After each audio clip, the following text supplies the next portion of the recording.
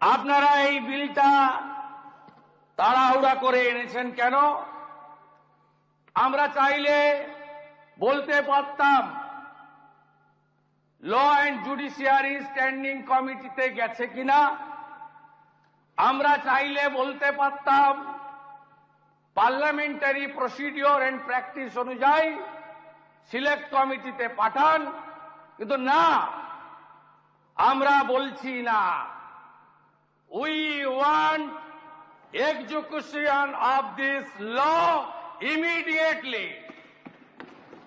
দায়িত্ব আপনাদের। এই হাউস আরো 1.5 বছর থাকবে। আমরা we want result. Responsibility goes to government. আমরা একটাও ভোটাভুটি চাইব না, আমরা ডিভিশন চাইব না, ফুল সাপোর্ট। আমরা মাননীয় মুখ্যমন্ত্রীর বক্তব্য সুন্দর করে শুনব, উনি যা মনে আসেন বলবেন, কোনো সমস্যা নেই, কিন্তু আপনাকে গ্যারান্টি দিতে হবে ইমিডিয়েট এক্সিকিউশন অফ দিস বিল।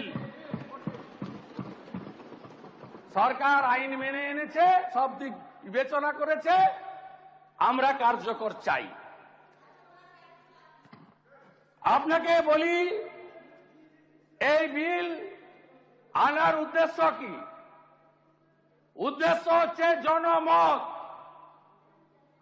পশ্চিমবাংলায় গত 9ই আগস্ট সরকারি হসপিটালে ডিউটিতে ডেকে নিয়ে এসে 36 ঘন্টা ডিউটি করিয়ে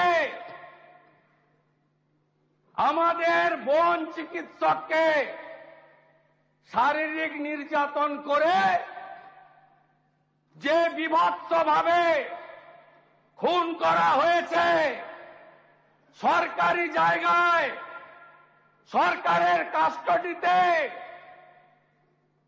তার বিরুদ্ধে দলমত বর্ণ নির্বিশেষে বাংলা আজ রাস্তায়, ভারতবর্ষ নিন্দা জানাচ্ছে, দেশ জুড়ে প্রতিবাদ হচ্ছে। আন্তর্জাতিক শিল্পীরা গান বেঁধেছেন। আমাদের শত্রু রাষ্ট্র পাকিস্তানের ডাক্তাররা, তাদের সংগঠন নিন্দা প্রকাশ করে বিবৃতি দিচ্ছে। এ লজ্জা রাখার জায়গা নেই।